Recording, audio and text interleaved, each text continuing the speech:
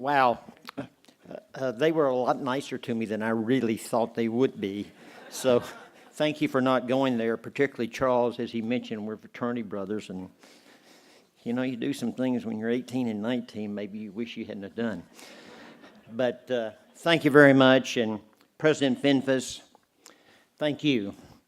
Your decisive, thoughtful leadership is greatly appreciated by us all. And you and Carmel represent us with dignity and with passion and are great ambassadors. So thank you for all you do, Greg. Thank you.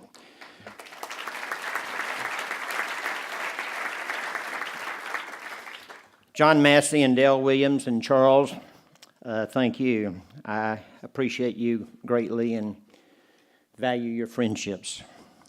Tim and Tom and Joe, Paul and Charles, I know there was a lot of other material and y'all took the high road, so thank you. The Board of Regents, I won't repeat your names, and Chancellor Bill McRaven and Georgianne, Dean J. Hartzell of the McCombs School and other deans, and fellow inductees. Fellow inductees, I am honored to be included with you. For our recipients, family, friends, and alumni, Susie and I are honored, humbled, and truly blessed.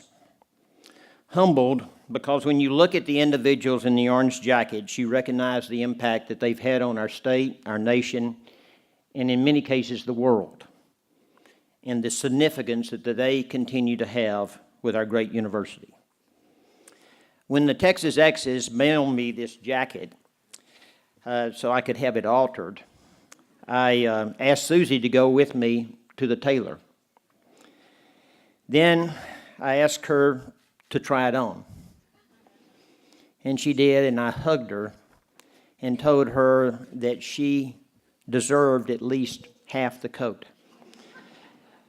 She has always been there for me, and besides being a wonderful and very most supportive wife, she's a fabulous mother and grandmother, the best BB.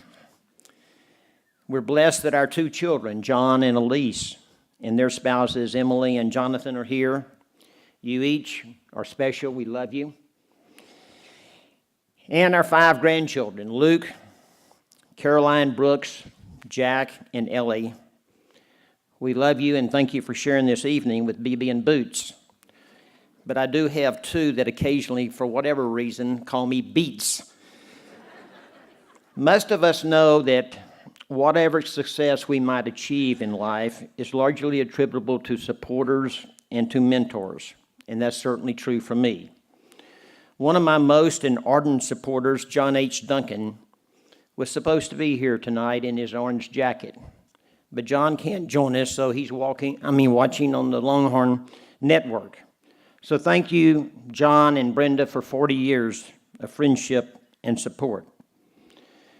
There are several here tonight who have inspired me by their support of UT and how they really help others.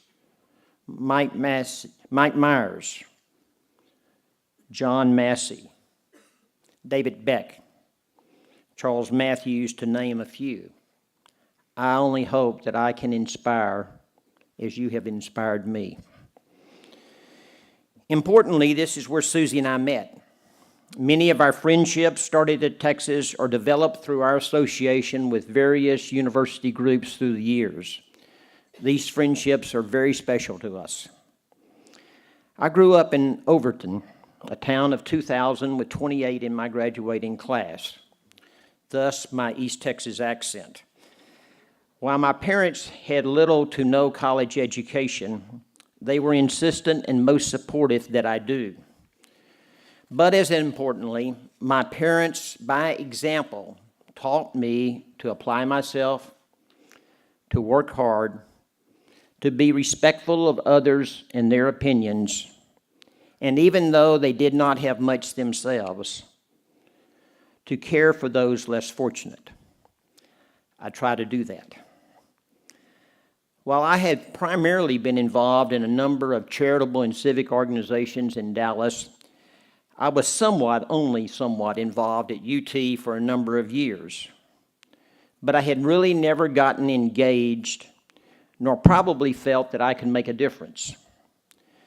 Then about 7 years ago, Tom Gilligan, then Dean of the McCombs School of Business, visited with me concerning the need for scholarships to attract the very, very best students to the McCombs School.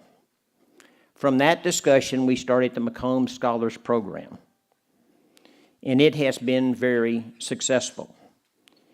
It was then that I realized that I could make a difference, and now I truly believe that each one of us, in our own way, can make a difference to this great university. At the conclusion of one of our McCombs Scholar events in New York a couple of years ago, our co-host George Ackert asked the group where UT was in their giving.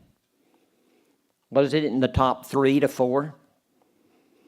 We know that most of us are asked to give to our faith-based organization, or medical group, or an arts group, or for those that care for the less fortunate. So I hesitate to ask this group, many who have done so much for the university, that question. But we do have other alumni and friends of the university that I will ask. Where is UT in your financial support? I have come to realize that while we are one of the very best public universities in America, when it comes to funding, we're a private university. I repeat, when it comes to funding, we're a private university.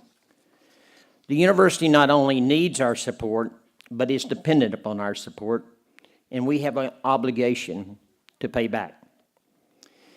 In closing, your personal involvement as a mentor, an advocate, or your involvement with your particular college or school can truly make a difference.